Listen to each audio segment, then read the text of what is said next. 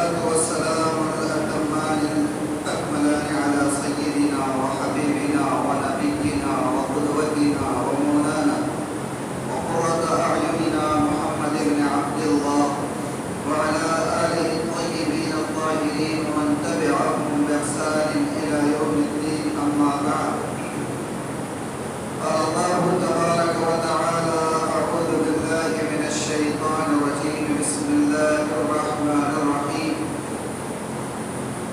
وما كان لمؤمن ولا مؤمنة إذا قضى الله ورسوله أمرا أن يكون لهم الخيرة من أمرهم ومن يعص الله ورسوله فقد ضل ضلالا مبينا. صدق الله مولانا العظيم.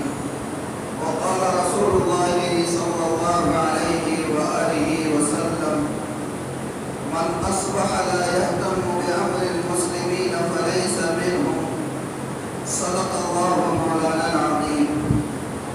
قابل صدق احترام بزرگوں اور عزیز دوستوں اور بھائیوں، مسلمانوں کے اس ملک کے اندر جو مسائل ہیں ان میں سب سے بڑا مسئلہ اگر مسلمانوں کو کوئی درپیش ہے یا مسلمانوں کو جس کا سامنا ہے اور مسلمان جن حالات سے جوجھ رہے ہیں، وہ سب سے بڑا مسئلہ اگر کوئی ہے وہ ہے اس ملک میں مسلمانوں کے دین و ایمان کی بقا اور ان کے تحفظ کا مسئلہ۔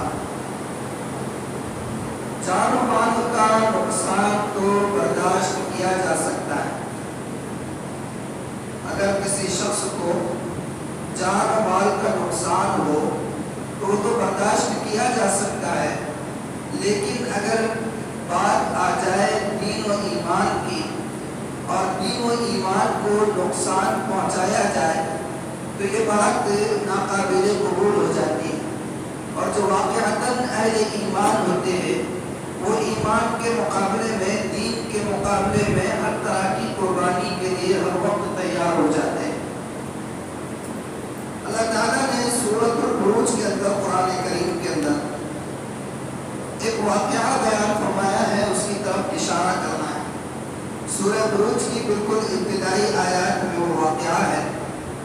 واقعہ پورا سنانے کا، تفصیلی سنانے کا یہ وقت نہیں ہے، میں اس کی طرف ہلکا سا اشارہ کروں گا۔ واقعہ کچھ اس طریقے سے ہے کہ کسی بادشاہ کے دور میں کچھ لوگ اللہ پر ایمان لے آئے اور وہ بادشاہ اللہ پر ایمان نہیں رکھتا تھا۔ اس نے یہ طے کیا کہ جو لوگ میری بات سے ہٹ کر کسی اور معبود کو معبود بنانا چاہے یا سادے الفاظ میں جو کوئی مجھ کو چھوڑ کر اللہ کو اپنا معبود بنانا چاہے، میں ان کے لیے بہت بڑی خندقیں کھدواؤں گا اور ان خندقوں میں ان لوگوں کو زندہ جلوا دوں گا۔ چنانچہ اس نے ایسے ہی کیا، بہت ساری خندقیں کھدوائی گئی اور اس میں آگ روشن کی گئی۔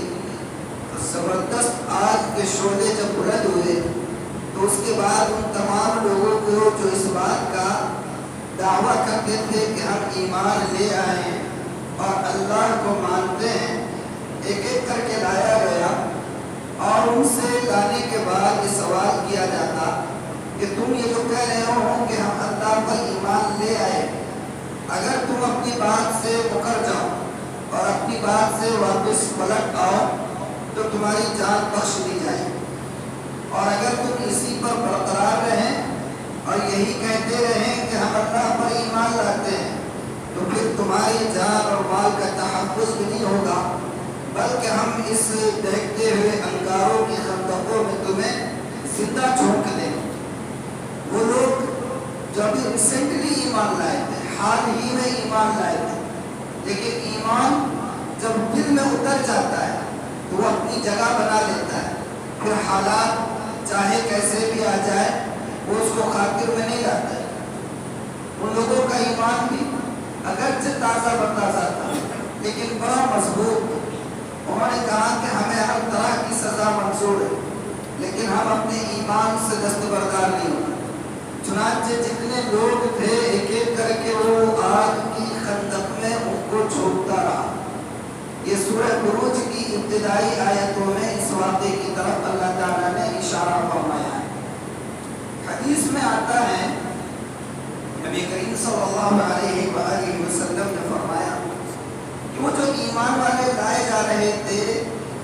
کے بعد ان میں ایک خاتون بھی تھی، اور اس خاتون کے گود میں ایک شیخار بچہ تھا، دودھ پیتا بچہ۔ اس خاتون سے بھی کہا گیا کہ تم جو یہ کہہ رہی ہو کہ ہم اللہ پر ایمان لاتے ہیں، اگر تم اپنے اس بات سے دستبردار ہو جاؤ تو تمہارے جان و مال کا تحفظ ہمارے ذمہ، اور اگر ایسا نہیں کرو گی تو یہ جیسا آپ نے دیکھا ابھی کہ تمہارے سامنے تمہاری طرح کا اقرار کرنے والوں کو زندہ آگ میں جھونک دیا گیا ہے، تمہیں بھی آگ میں جھونک دیا جائے گا، تمہیں بھی آگ میں جھونک دیا جائے گا۔ چنانچہ وہ عورت اپنے لیے نہیں، وہ خاتون اپنے لیے نہیں، لیکن اپنے بچے کے لیے تھوڑا سا جھجک گئی، ٹھہر گئی، ٹھٹک گئی، اور اس کے دل میں یہ آنے لگا کہ بچہ معصوم ہے، دودھ پیتا ہے، شیرخوار ہے، اب اگر میں بھی اقرار کر لوں ایمان کا تو میرے ساتھ ساتھ اس بچے کو بھی آگ میں جھونک دیا جائے گا، میرے ساتھ ساتھ اس بچے کو بھی آگ میں جھونک دیا جائے گا۔ ابھی یہ سوچ رہی تھی، تذبذب کا شکار تھی کہ بچے نے، گود میں بیٹھا ہوا بچہ، شیرخوار بچہ، وہ بچہ کہتا ہے یا امہ اصبری فإنکی علی الحق، یہ حدیث کے الفاظ۔ وہ بچہ کہتا ہے کہ امی جان آپ حوصلہ مت ہاریے، صبر سے کام لیجئے، ایمان پر جمے رہیے، ایمان پر ڈٹے رہیے، آپ حق پر ہے، اللہ آپ کے ایمان کے اجر کو ضائع نہیں کرے گا، دنیاوی زندگی میں نقصان ہوگا، ابدی زندگی میں نہیں ہوگا۔ چنانچہ اس خاتون نے بھی ایمان کا اقرار کیا، اور اس کے بعد اس کو آگ میں زندہ اس بچے کے ساتھ جلا دیا گیا۔ ہاں، یہی حال ہے فرعون کے سامنے جو جادوگر آئے تھے، حضرت موسیٰ علیہ السلام جب اللہ کا پیغام حق لے کر ان کے پاس آئے، فرعون کے پاس آئے، تو فرعون اور اس کے حواریوں نے کہا کہ یہ کوئی جادوگر لگتا ہے جو اپنے جادو کے اثر سے تمہاری سلطنت کو ختم کر کے براجمان ہونا چاہتا ہے۔ اس لیے فرعون نے طے کیا کہ شہر کے نہیں، پورے ملک بھر کے جتنے بڑے بڑے جادوگر ہیں ان تمام جادوگروں کو بلایا جائے، اور کسی بڑے پروگرام کے دن، عید کے دن ایسا مقابلہ کرایا جائے کہ موسیٰ اگر جادوگر ہیں تو یہ پورے ملک کے بڑے بڑے جادوگروں کے سامنے اس کا جادو ٹک نہ سکے۔ دن طے ہو گیا، جادوگر آ گئے، اور یہ جادوگر جو آئے تھے وہ کس لیے آئے تھے؟ پیسوں کی لالچ میں آئے تھے۔ کس لیے آئے تھے؟ ہاں، پیسوں کی لالچ میں آئے تھے، مال کی لالچ میں آئے تھے، کچھ انعام کی لالچ میں آئے تھے۔ قرآن نے خود اس کو بیان کیا ہے، قرآن نے کہا کہ فَلَمَّا جَاءَ السَّحَرَةُ قَالُوا لِفِرْعَوْنَ أَإِنَّا لَنَا لَأَجْرًا إِن كُنَّا نَحْنُ الْغَالِبِينَ۔ ان لوگوں نے، جادوگروں نے، جب وہ فرعون کے پاس پہنچے تو فرعون سے آتے ہی انہوں نے ایک سوال کیا کہ ہمیں تو بلا لیا ہے، اگر ہم جیت گئے تو ہمارا انعام کیا؟ تو فرعون نے کہا انعام کی کیا بات کرتے ہو، مال کی کیا بات کرتے ہو، اگر تم لوگ جیت گئے تو تمہیں میں اپنا مقرب بنا لوں گا، اپنے وزراء میں شامل کر دوں گا، اور جب میرے مقرب ہو گئے، میرے وزراء میں شامل ہو گئے، میرے درباریوں میں شامل ہو گئے تو دولت کی ریل پیل تو خود ہی شروع ہو جائے گی۔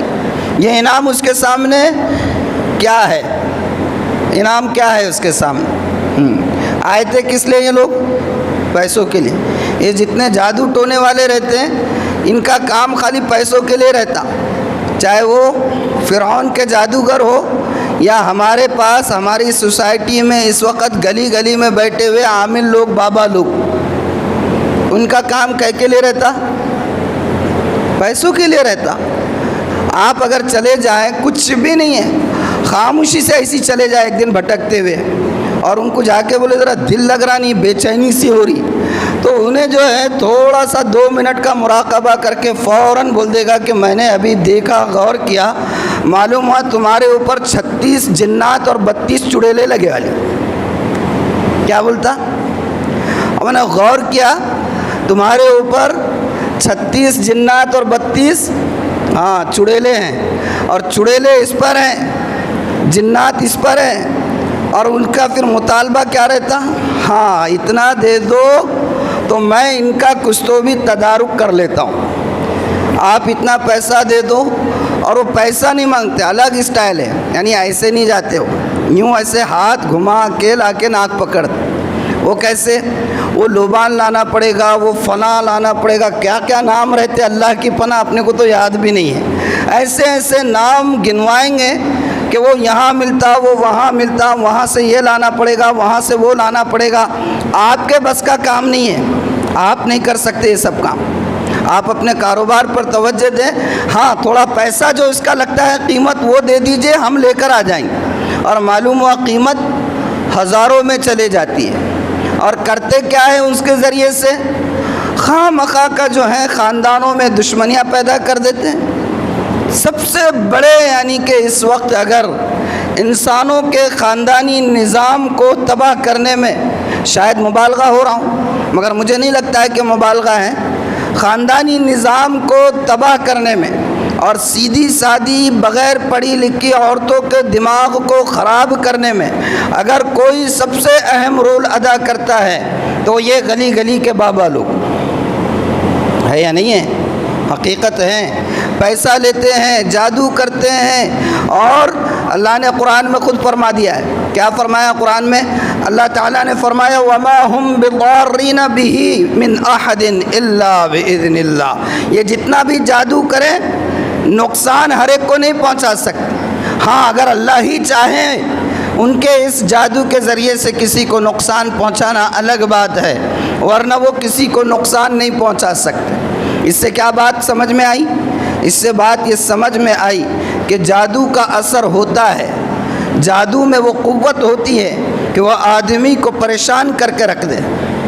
خود میرے اور آپ کے آقا محمد الرسول اللہ صلی اللہ علیہ وآلہ وسلم پر جادو کیا گیا تھا یا نہیں کیا گیا تھا؟ آپ نماز پڑھا رہے ہوتے اور اچانک پڑھتے پڑھتے آیت مبارکہ بھول جاتے، یہ کیفیت آپ کی کئی مہینوں تک رہی۔ بلا کا دوران سر آپ کو رہتا، شدت کی تکلیف سر میں رہتی، ہمہ وقت گرانی محسوس ہوتی تھی آپ کے سر میں، آپ بے چین رہتے تھے، کئی مہینے تک یہ کیفیت رہی۔ اور اس کے بعد خواب میں آپ کو بتلایا گیا کہ آپ کی جو یہ خامی ہے، آپ کی یہ جو تکلیف ہے اور آپ کا یہ جو مرض ہے، یہ کوئی جسمانی مرض نہیں ہے بلکہ آپ پر جادو کیا گیا ہے۔ اور پھر وہ جگہ بھی بتائی گئی جہاں پر جادو کیا گیا، اور وہ چیزیں بھی بتائی گئی جس پر جادو کیا گیا تھا۔ میرے اور آپ کے آقا صلی اللہ علیہ وآلہ وسلم کے سر مبارک اور داڑھی مبارک کے بالوں کو لے کر ایک پرانی کنگھی کے دندانوں میں گرہ لگا کر اس کنگھی کو بہت دور ویرانے میں کوئی کنواں تھا، اس کنویں کے اندر گہری چٹان، نیچے جو پتھر تھا اس کے نیچے اس کنگھے کو لے جا کر جو ہے تو دبا دیا گیا تھا۔ جب خواب میں اللہ کے رسول صلی اللہ علیہ وآلہ وسلم کو بتایا گیا تو آپ نے چند صحابہ کو بھیجا، اس میں حضرت سیدنا علی کرم اللہ وجہہ بھی تھے، حضرت عمار بن یاسر کا نام بھی آتا ہے، حضرت مقداد کا نام بھی آتا ہے۔ وہ لوگ کہتے ہیں کہ جب ہم اس کنویں کو ڈھونڈتے ڈھونڈتے وہاں پہنچے تو ہم نے دیکھا کہ وہاں ایسی ویرانی تھی کہ ہم نے ویسی ویرانی کبھی نہیں دیکھی، اور اس کنویں کے ارد گرد ایسے اونچے اونچے درخت تھے جن کے سر، جن کی اونچائی ایسا لگتا تھا شیطان کے سر ہے۔ بہرحال جادو کا اپنا اثر ہے۔ تو میں بات یہ کہہ رہا تھا کہ یہ لوگ فرعون کے پاس جو آئے تھے جادوگر، یہ کس لیے آئے تھے؟ پیسوں کے لیے آئے تھے، اور طے ہو گیا۔ کیا طے ہوا؟ کہ اگر ہم جیت گئے تو مقرب دربار ہوں گے، وزراء میں شامل کر لیے جائیں گے۔ لیکن اتفاق، جاء الحق وزهق الباطل، حق کے سامنے باطل کبھی ٹک نہیں سکتا ہے، حق کے سامنے باطل ٹک نہیں سکتا ہے۔ موسیٰ علیہ السلام کوئی جادوگر نہیں تھے، آپ نبی برحق تھے، آپ کے معجزوں کے سامنے ان تمام جادوگروں کے جادو کی ہوا اکھڑ گئی، اور ان لوگوں نے فوراً یہ سمجھ لیا اور انہیں یہ ریئلائز ہو گیا کہ یہ موسیٰ جو کام بتا رہے ہیں وہ کوئی جادو نہیں ہے، جادو تو ہمارا ہے، اور ان لوگوں نے دلوں سے ایمان قبول کیا۔ 1 یا 2 گھنٹے کا یہ معاملہ ہوگا، بہت ہو گیا 1 دن کا معاملہ ہوگا، لیکن دیکھیے کہ ایمان جب ان کے دل میں اتر گیا تو کیفیت کیا ہوئی۔ فرعون کو معلوم ہوا کہ یہ لوگ موسیٰ اور اس کے رب پر ایمان لا چکے ہیں، تو فرعون نے ان لوگوں سے کہا کہ یہ کیا سن رہا ہوں؟ کیا ایگریمنٹ نہیں ہوا تھا؟ کہ یہ طے نہیں ہوا تھا کہ اگر موسیٰ کو ہراؤ گے تو میں تمہیں یوں اور یوں انعامات سے نوازوں گا؟ اس کے بعد یہ معلوم ہونا کہ تم موسیٰ کے ماننے والے ہو گئے ہیں، تو انہوں نے جواب دیا تھا، ہاں ہم نے اللہ کو اپنا رب مان لیا ہے، اب تجھ سے جو ہوتا ہے کر لے۔ اس نے کہا تھا کہ اگر میری بات نہیں مانو گے تو تمہارے ہاتھ اور پیر الٹی سمتوں سے کٹوا دوں گا، دائنا پیر دائنا ہاتھ تو بایاں پاؤں، بایاں ہاتھ تو داہنا پاؤں، اس طریقے سے کٹوا دوں گا اور تمہیں سولی پر چڑھوا دوں گا۔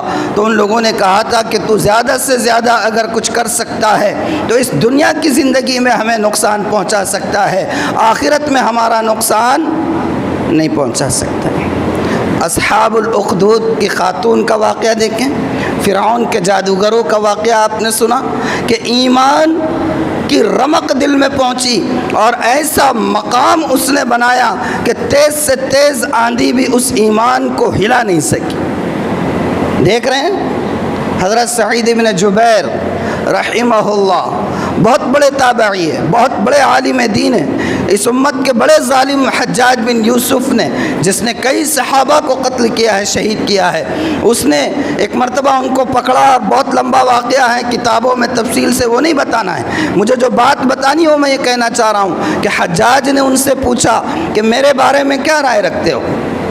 سعید بن جبیر نے کہا بہت بڑے عالم دین، زبردست تابعی بولے تو جنہوں نے اللہ کے رسول صلی اللہ علیہ وآلہ وسلم کے صحابہ کرام میں سے کسی کی صحبت پائی ہو، وہ تابعی ہے۔ انہوں نے کہا کہ رائے جاننا چاہتے ہو اپنے بارے میں، تو میری رائے تمہارے بارے میں یہ ہے کہ تم بہت بڑے ظالم ہو، تم نے بہت سے بے گناہوں کو قتل کیا ہے اور بہت سے معصوموں کو ستایا ہے۔ حجاج نے کہا کہ جانتے ہو یہ جو زبان درازی کر رہے ہیں اس کا نتیجہ کیا ہوگا؟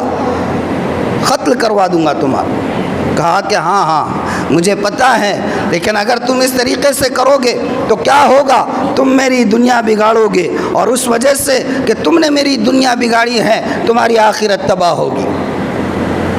تو ایمان جب دل میں اترتا ہے تو اپنا مقام بنا لیتا ہے۔ کیا کرتا ہے؟ اپنا مقام بنا لیتا ہے۔ لیکن ایمان کیسا؟ یہ جو میں نے بیان کیا، آج بھی مسلمانوں کو جتنے حالات کا سامنا ہے اس ملک کے اندر بھی خاص طور پر اور پوری دنیا کے اندر عمومی طور پر بھی مسلمان جن حالات سے جوجھ رہے ہیں، وہ آپ کے جتنے دشمن ہیں یہ ہماری خام خیالی ہے، یہ ہماری مس انڈرسٹینڈنگ ہے، یہ ہماری غلط فہمی ہے کہ ہم یہ سمجھتے ہیں کہ دشمنان اسلام اور اعدائے اسلام ہمارے جان کے دشمن ہیں، ہمارے مال کے دشمن ہیں۔ اس غلط فہمی سے باہر آئیے، دشمنان اسلام ہمارے جان اور مال کے دشمن نہیں ہیں۔ اگر ان کی دشمنی مسلمانوں کے ساتھ اگر کسی بنیاد پر ہے تو وہ صرف دین و ایمان کی بنیاد پر ہے۔ نام کے مسلمان اور نسلی مسلمان تو سلمان رشدی بھی تھا، تسلیمہ نسرین بھی ہے، طارق فتح بھی تھا، اور کتنے نام ہیں لے لیتے چلے جائیے۔ تحقیق کی جائے تو بہت سے نام آپ کو ملیں گے جو غیروں کے اور دشمنوں کے گودوں میں جا کر بیٹھ گئے اور اسلام کے خلاف کچھ بولنے لگ گئے، تو وہ اگرچہ ماں کے پیٹ سے مسلمان پیدا ہوئے لیکن ان کو پورا پروٹوکول دیا جاتا ہے۔ تو بات کیا سمجھ میں آئی؟ بات یہ سمجھ میں آئی کہ دشمنان اسلام ہماری جان اور مال کے دشمن نہیں، اگر دشمن ہیں تو ان کی دشمنی کی بنیاد صرف دین اور ایمان ہے۔ آج یہی ہے۔ پہلے تو ایسا ہوتا تھا کہ ڈرایا جاتا تھا، دھمکایا جاتا تھا، لالچ دی جاتی تھی، لیکن جب انہوں نے دیکھا کہ ان کی پامردی، ان کی استقامت، ان کا حوصلہ، ایمان اور اسلام کے متعلق ان کا جذباتی اٹیچمنٹ یہ ایسی چیزیں ہیں کہ اس میں نہ ڈرانا کام آ رہا ہے، نہ دھمکانا کام آ رہا ہے، نہ لالچ کام آ رہی ہے، نہ ترغیبات کام آ رہی ہیں۔ تو انہوں نے کیا کیا؟ سازشوں کا ایک جال بنا گیا، اور اس جال کون سا تھا؟ اس جال کے تحت مسلمانوں کی، مسلم نوجوان لڑکیوں کو اپنے جال میں پھنسانے کی کوششیں کی جا رہی ہیں۔ کتنے واقعات ہیں، آپ کو لگے گا یہ کیا موضوع ہے، بہت پہلے سے سن رہے ہیں، لیکن ہمارا معاملہ کیا ہے کہ جب ہوا گرم ہوتی ہے تو اس پر ڈسکشن ہوتا ہے، اس پر بات ہو رہی ہے، کوئی اچانک دوسرا موضوع آ گیا، یہ اگرچہ معاملہ سالو نہیں ہوا لیکن سامنے ایک نیا مسئلہ آ گیا تو اس مسئلے کی حساسیت کو بھول جاتے ہیں اور دوسرے کاموں میں لگ جاتے ہیں۔ غیرت اور حمیت جس چیز کا نام ہے، بہت تکلیف کے ساتھ کہہ رہا ہوں اور بہت درد کے ساتھ کہہ رہا ہوں، یہ کہنا پڑتا ہے کہ یوں محسوس ہوتا ہے کہ اس وقت مسلمانوں کی زندگی کے اندر سے غیرت ایمانی اور حمیت اسلامی کا جنازہ نکل چکا ہے۔ کسی کے کان پر جو نہیں رینگتی ہے، اخبارات میں آئے دن سنتے رہیں کہ ارتداد ہے، لڑکیاں جو ہے تو غیروں کے ساتھ جا رہی ہیں، مسلم لڑکیوں کو بہکایا جا رہا ہے، سنتے سنتے سنتے اس قدر عادی ہو گئے کہ اب اس کی سنگینی کا ہمیں احساس تک نہیں رہا ہے۔ اور میں آپ کو بتاؤں کہ بے غیرتی، اللہ کے رسول نے فرمایا کہ اگر کسی کے اندر سے اس طرح کی مسلمانوں سے متعلق جو حمیت کا معاملہ ہے وہ ختم ہو جائے تو مسلمانوں میں سے نہیں۔ اللہ اکبر، کیا ہمارے تاریخ کے سنہرے اوراق ہیں اور کیسی کیسی باتیں ملتی ہیں۔ ایک بات یاد آ رہی ہے مجھے، میں آپ کو بتاؤں کہ معتصم باللہ اموی خلیفہ ہے، اس کے پاس ایک شخص آیا اور اس نے آ کر یہ کہا کہ بادشاہ سلامت، میں روم سے آیا ہوں، اور روم میں رومی سلطنت تھی جو اسلامی سلطنت نہیں ہے، عیسائی سلطنت ہے۔ کہا کہ میں وہاں سے آیا ہوں، میں نے دیکھا کہ وہاں پر ایک مسلمان خاتون کی عصمت کے ساتھ کھلواڑ کیا گیا ہے، اس کی آبرو ریزی کی گئی، اور جس وقت اس مسلمان خاتون کی آبرو ریزی کی جا رہی تھی یا اس کی عصمت کے ساتھ کھلواڑ کیا جا رہا تھا، اس وقت پورا مجمع نظارہ دیکھ رہا ہے، کوئی اس کی مدد کو نہیں آ رہا ہے، تو اس وقت اس رومی سلطنت کے دائرے میں اس خاتون کے ساتھ زیادتی ہو رہی ہے اور اس کی زبان سے نکل رہا ہے واہ معتصما، واہ معتصما، کہ اللہ معتصم تک میرا یہ درد پہنچا دے، ہائے معتصم اگر تم میرا یہ درد سن لو۔ یہ تاریخ میں موجود ہے۔ وہ شخص معتصم باللہ کوئی واقعہ سنا رہا ہے کہ میں نے یہ واقعہ دیکھا کہ وہاں پر روم میں ایک عورت کے ساتھ زیادتی کی گئی، مسلم خاتون کے ساتھ زیادتی کی گئی، اور وہ آپ کا نام لے کر فریاد لگا رہی ہے۔ معتصم نے جب یہ بات سنی غصے سے سرخ ہو گیا اور اپنے مسند سے اٹھ کھڑا ہوا، اور اس کے بعد اس نے رومی سلطنت کا جو بادشاہ تھا اس کو خط لکھا، اور خط کا لہجہ دیکھیے، تاریخ میں وہ خط بھی موجود ہے۔ خط کا لہجہ ہے، او رومی کتے، میں تجھ سے یہ کہتا ہوں کہ اگر تو نے اس خاتون کے ساتھ انصاف نہیں کیا اور جو لوگ اس کے ساتھ زیادتی میں ملوث ہے ان کو کیفر کردار تک نہیں پہنچایا اور اس خاتون کو ہماری سلطنت میں نہیں پہنچایا، تو میں تیرے خلاف ایسی فوج لے کر آؤں گا کہ جس فوج کا ایک سرا تیری سلطنت کے اندر ہوگا تو دوسرا سرا ہماری مملکت کے اندر ہوگا۔ رومی سلطنت کے پاس، بادشاہ کے پاس یہ خط پہنچا، اس نے پڑھا تو اس نے سوچا کہ یہ جذباتی خط ہے، ایک خاتون کے لیے کون اتنا بڑا ایکشن لے گا، اتنی بڑی فوج نکالے گا۔ جیسے ہماری غیرتوں کے جنازے نکل چکے ہیں، ہماری حمیتوں کے جنازے نکل چکے ہیں، مسلم لڑکیاں ارتداد کے شکار ہوتی چلی جا رہی ہیں، غیروں کے ساتھ بھاگ رہی ہیں، دن دہاڑے ایسے مسائل سامنے آ رہے ہیں کہ بدن پر رونگٹے کھڑے ہوتے ہیں، لیکن تبصروں سے آگے ہم نہیں جاتے۔ اس نے سوچا یہ بھی جذباتی خط ہے، معتصم کو جب پتہ چلا کہ اس نے بہت ہلکے لے لیا ہے، بہت لائٹ لے لیا اس نے، تو کیا کیا؟ ایسی فوج تیار کی اور رومی سلطنت پر حملہ کیا کہ اس پوری سلطنت کی اینٹ سے اینٹ بجا دی، تہس نہس کر دیا اس پوری سلطنت کو۔ اور اس کے بعد اس خاتون سے کہا کہ تو نے میرے نام کی ندا لگائی تھی، میں آیا نہیں آیا؟ تو اس نے کہا کہ آنسوؤں کے ساتھ پہلے تو رو پڑی اور اس کے بعد کہا قسم خدائے پاک کی، اس روئے زمین پر آسمان کے نیچے میں نے تم سے زیادہ غیرت مند اور تم سے زیادہ حمیت والا شخص کوئی نہیں دیکھا ہے۔ یہ غیرت ہوا کرتی تھی، مسلمانوں کے اندر غیرت ہوا کرتی تھی، اپنی بیٹی کے لیے نہیں، اپنی بہن ہی کے لیے نہیں، بلکہ پوری امت مسلمہ کے ہر فرد کے لیے غیرت ہوا کرتی تھی۔ آج نکل گیا جنازہ۔ میں دوسری باتیں کیوں بتاؤں؟ خود اللہ کے رسول میرے اور آپ کے آقا کے دور کی بات بتاتا ہوں۔ اللہ کے رسول صلی اللہ علیہ وآلہ وسلم کے زمانے مبارک میں ایک مسلمان خاتون مدینہ کے اندر ایک یہودیوں کے بازار میں گئی۔ یہودیوں بازار پر چھائے ہوئے تھے، مارکیٹ ان کے ہاتھ میں تھا اور ان کی مونوپولی چلا کرتی تھی۔ وہ خاتون یہودیوں کے بازار میں گئی اور پورے پردے کے ساتھ، نقاب کے ساتھ ایک دکان پر گئی اور دکاندار سے کہا کہ فلاں چیز ہے مجھے باندھ کر دے دو۔ وہ بدبخت جو ہے بدنیت تھا، اس نے کیا یہ کہ جب سامان یہ خاتون لے رہی ہے تو ان کے نقاب کے پچھلے حصے کو کسی چیز سے باندھ دیا۔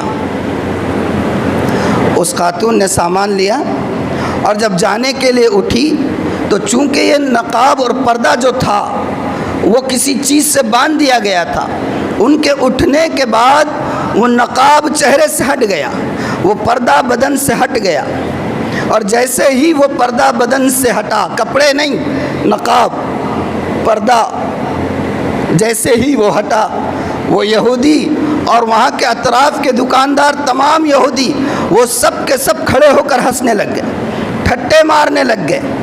اتفاق سے اس مارکیٹ کے اندر ایک مسلمان کی دکان تھی، وہ دوڑا دوڑا آیا کہ کیا ہنگامہ ہو رہا ہے، بھاگتا ہوا آیا تو دیکھا کہ ایک مسلمان خاتون، اس کے نقاب کو کسی طریقے سے نکال دیا گیا ہے اور اس کے نقاب کے نکلنے کی وجہ سے چونکہ وہ بے نقاب ہوئی ہے، عصمت پر کوئی حرف نہیں آیا، عزت پر کوئی حرف نہیں آیا، نقاب ہٹا دیا گیا اور سب ہنس رہے ہیں۔ وہ مسلمان دوڑا دوڑا آیا، یہ سیناریو اور یہ منظر جب اس نے دیکھا تو اس کی غیرت ایمانی جاگ اٹھی، اس کی حمیت اسلامی بیدار ہوئی، اور ظاہر سی بات ہے کہ مسلمان صحابی رسولی ہوں گے، اللہ کے رسول حیات ہے، مدینہ کا بازار ہے، مدینہ کا واقعہ ہے، انہوں نے اس یہودی کو جگہ پر اس کا کام تمام کر دیا، اس کو تو قتل کر دیا، لیکن اطراف میں جتنے یہودیوں کی دکانیں تھیں ان تمام یہودیوں نے مل کر حضرت کو شہید کر دیا۔ یہ بات اللہ کے رسول صلی اللہ علیہ وآلہ وسلم تک پہنچی، آپ وہاں تشریف لائے، یہودیوں کے ساتھ اللہ کے رسول صلی اللہ علیہ وآلہ وسلم نے امن کا معاہدہ کیا ہوا تھا۔ آپ کی سیاسی بصیرت یہ ایک الگ موضوع ہے اور اس پر بہت کچھ لوگوں نے کام کیا ہے کہ آپ مدینے میں آنے کے بعد آپ نے مدینے اور مدینے کے اطراف کے جتنے قبیلے تھے ان کے ساتھ آپ نے ایگریمنٹس کر لیے تھے، معاہدے، تاکہ اگر باہر سے بھی کوئی دشمن آ جائے تو یہ لوگ اگر ہمارے خلاف نہیں، اگر ہمارے مؤید نہیں تو کم از کم خلاف نہیں ہونا۔ بہرحال آپ آئے اور آپ نے پہلا کام یہ کیا کہ اس یہودی نے عہد شکنی کی تھی تو اس معاہدے کو منسوخ کیا، اور اس کے بعد وہ یہودیوں کا جو علاقہ تھا اس پورے علاقے کا محاصرہ کیا، اور محاصرہ ایسا ہوا کہ جتنے وہاں پر آباد تھے ان تمام کو مدینے کے باہر کھدیڑ دیا گیا۔ یہ کیا ہے؟ میں بتانا کیا چاہ رہا ہوں، معتصم کے واقعے سے کیا سنا آپ نے؟ اللہ کے رسول صلی اللہ علیہ وآلہ وسلم کے اس واقعے سے کیا سمجھ میں آیا کہ مسلمان بغیر غیرت کے زندہ رہ ہی نہیں سکتا ہے۔ مسلمان بغیر حمیت کے زندہ رہ ہی نہیں سکتا ہے۔ خود اللہ کے رسول صلی اللہ علیہ وآلہ وسلم کا ارشاد مبارک ہے، آپ نے فرمایا من اصبح لا یہتم بامر المسلمین فلیس منہم، کہ ہر وہ مسلمان جو اس حالت میں صبح کرتا ہے کہ مسلمانوں کے معاملات سے اس کو کوئی لینا دینا نہیں ہے، میں اپنے کاروبار پر جا رہا ہوں، میں اپنے جاب پر جا رہا ہوں، میں اپنی ملازمت کے لیے جا رہا ہوں، میں اپنی ڈیوٹی انجام دے رہا ہوں، مجھے مسلمانوں کے معاملات سے کوئی لینا نہیں دینا نہیں ہے، یہاں محلے کی بچی کہیں بھاگ رہی ہے، کسی پر ظلم ہو رہا ہے، کسی کو ستایا جا رہا ہے، تو مجھے اس سے کیا لینا دینا، میرا اس سے کیا لینا دینا۔ کہا کہ جو کوئی ایسی حالت میں صبح کرے گا، حدیث سنا رہا ہوں، کسی عالم دین کا قول نہیں، اللہ کے رسول نے فرمایا من اصبح لا یہتم بامر المسلمین فلیس منہم، جو کوئی مسلمان اس حالت میں صبح کریں کہ مسلمانوں کے معاملات سے اس کو کوئی لینا دینا نہیں ہے، فرمایا فلیس منہم، تو مسلمانوں میں سے نہیں ہے۔ جائزہ لیجئے اپنا، سوچئے ذرا، کتنے معاملات ارتداد کے ہو رہے ہیں، کتنے واقعات ایسے ہو رہے ہیں نوجوان بچیوں کے، اور ہم مقابلہ کیا کریں گے؟ ہم تو خود اپنی بچیوں کی حفاظت کا سامان نہیں کرتے۔ ہم نے یہ سمجھا ہم نے اچھے اسکول میں ڈال دیا، وہاں کا ماحول اچھا ہے، مطمئن ہو گئے۔ ہم نے موبائل دے دیا، ہم یہ سمجھتے ہیں کہ ہم نے تربیت کا نظام گھر میں ایسا رکھا تھا جیسے شاید جبرائیل بھی آ کر نہیں کر سکتے تھے، اور اپنی بیٹی کو فاطمۃ الزہرا سمجھتے ہیں۔ دے دیا موبائل، مطمئن ہے۔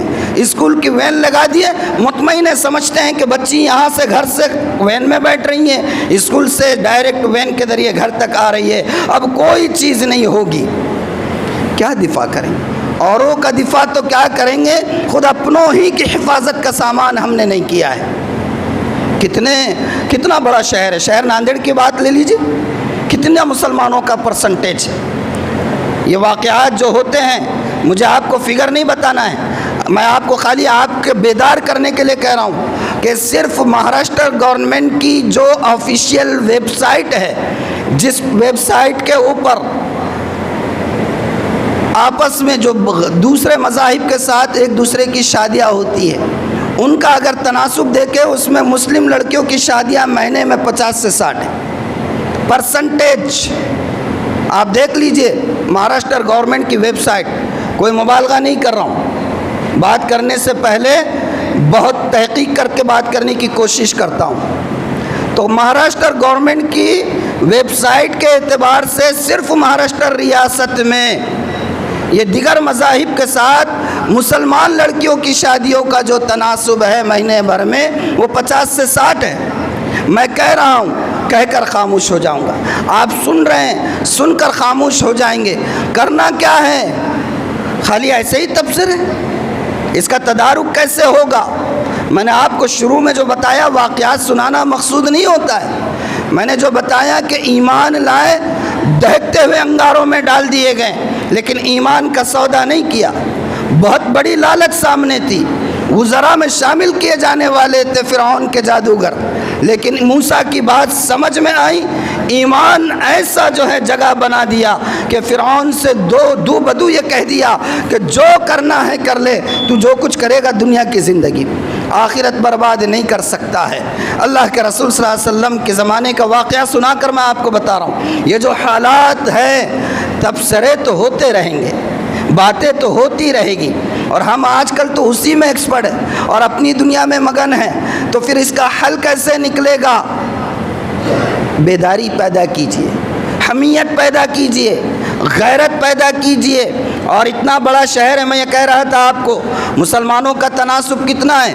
کبھی فکر کریں کہ دیہاتوں میں یہ واقعات زیادہ ہوتے ہیں، وہاں کی بچیاں جو غیر تعلیم یافتہ ہوتی ہیں، جو غربت کے مارے ہوتے ہیں، ان کو بہکانا اور ورغلانا آسان ہوتا ہے۔ کبھی فکر کی مسلمانوں نے شہروں کے، دیہات کے جو ہے غریب مسلمان بچیوں کی؟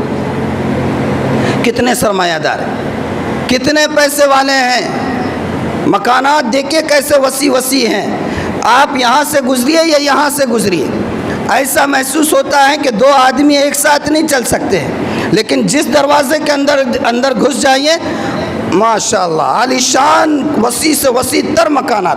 میں تو یہاں کے دونوں علاقوں میں گیا ہوں اور مجھے حیرت ہوئی. میں نے کئی مرتبہ جو ساتھ میں تھے ان سے کہا بھی کہ یار میں جب یہاں سے آتا ہوں تو گلی بہت چھوٹی اور مکان میں گھسے تو معلوم ہوا کہ جگہ کہاں سے اچانک نکل آئی. جنت کے نظارے, وسیع ترین مکانات. مسلمانوں کی پریورٹی اسی میں رہ گئی. مکانات وسیع سے وسیع تر, افراد کم اور رومز زیادہ, افراد کم لگژریز زیادہ, افراد کم وسائل زیادہ, خالی برباد کر رہے ہیں. کیا یہ نہیں ہو سکتا ہے کہ ہم لوگ اپنے ضروریات کو محدود کر کے جو بچا ہوا پیسہ ہے ان کے ذریعے سے تعلیم, مسلمانوں کی تعلیم گاہیں ہوں جہاں غیر مخلوط تعلیم کا نظام ہو. آج اگر اس کو انالائز کیا جائے اس موضوع کو تو ظاہری نظر سے انالائز کرنے والے یہی کہتے ہیں کہ بھئی اس کی بنیادی وجہ یہ ہے کہ کو ایجوکیشن سسٹم چل رہا ہے اور اس کو ایجوکیشن سسٹم نے دین و ایمان کا بیڑا غرق کیا ہوا ہے. یہی کہتے ہیں نا. تو بھئی اتنا ایک ایک آدمی شادیوں میں ابھی جانے کا اتفاق ہو رہا ہے. آپ یقین مانیے میں ممبر کے پاس بیٹھ کر یہ بات کہہ رہا ہوں کہ ایک ایک شادی کے اندر لاکھوں, اور اگر یہ کہوں کہ کروڑ بھی, یہاں نہیں میٹرو سٹیز کے اندر دیکھیے آپ مسلمانوں کی شادیاں, ایک ایک شادی میں کروڑوں روپیہ برباد کیا جاتا ہے. کیا وہ پیسہ اس کو یوٹیلائز نہیں کیا جا سکتا ہے؟ مسلمان اپنے تعلیمی ادارے کھولیں جہاں پر غیر مخلوط تعلیم کا نظام ہو, جہاں پر بچیوں کی ذہن سازی کا کام ہو. ہونا چاہیے یا نہیں ہونا چاہیے؟ اللہ حفاظت کر, عقل کی ناخن لینے کی توفیق عطا فرمائے. تو کوشش یہ کیجئے کہ ہم ابھی یہ بات اس لیے بھی چھیڑا کہ اب اسکول اور کالجز کا آغاز ہونے جا رہے ہیں. آپ بالکل پڑھائیے, پڑھانے سے پیچھے نہیں ہٹنا ہے, لیکن ہر طرح سے جو ہے آبزرویشن ہو, ہر طرح سے نگرانی ہو, ہر طرح سے مطمئن ہونے کی کوشش کریں اور گھروں کے اندر دینی ماحول کو بنائے رکھیں. اور دینی ماحول اسی وقت بن سکتا ہے جب سب سے پہلے میں اپنے آپ کو دین پر کاربند کروں. اگر میں گھر میں بے دین ہوں اور میں نے کسی عالم دین کی بات سن لی کہ گھر میں دین کا ماحول ہوگا تو نقصان نہیں ہوگا, میں خود نمازیں نہ پڑھوں اور بچوں کو ترغیب دیتا رہوں, ایک دو بار تو عمل کریں گے, تیسری مرتبہ میں کاؤنٹر رپلائی آئے گا کہ پہلے آپ تو پڑھیے. تو اپنے آپ کو بھی تبدیل کیجئے اور علماء سے, جانکاروں سے ربط پیدا کر کے اس سلسلے میں جو بہترین جو تدارک لوگ کر رہے ہیں اس سے بھی جانکاری حاصل کرنا چاہیے. حل یہ پورا نہیں ہے جو میں نے آپ کو بتایا, لیکن اس کی طرف ایک ہلکا سا قدم ضرور ہے کہ ہم کر سکتے ہیں. اپنے اخراجات کم کریں, اور جتنے پڑھے لکھے لوگ ہیں الحمدللہ ہمارے پاس مسلم کمیونٹی میں اب تعلیم کا پرسنٹیج کم نہیں ہے, لیکن کیا ہے مزاج بنا ہوا ہے غلامی کا, حوصلے نہیں آتے, عزائم پیدا نہیں ہوتے, آگے نہیں بڑھتے. آگے بڑھیں اور کوئی راہ ایسی دے کہ ہم جو ہے قائدانہ اور کردار ادا کرنے والے بنیں. اللہ کرے کہ دن بھی دیکھنا نصیب ہو, اور اللہ کرے کہ اس ملک کے اندر اسلام اور مسلمان قیامت کی صبح تک پوری عظمت و وقار کے ساتھ زندہ و جاوید رہے. وآخر دعوانا ان الحمد للہ رب العالمین.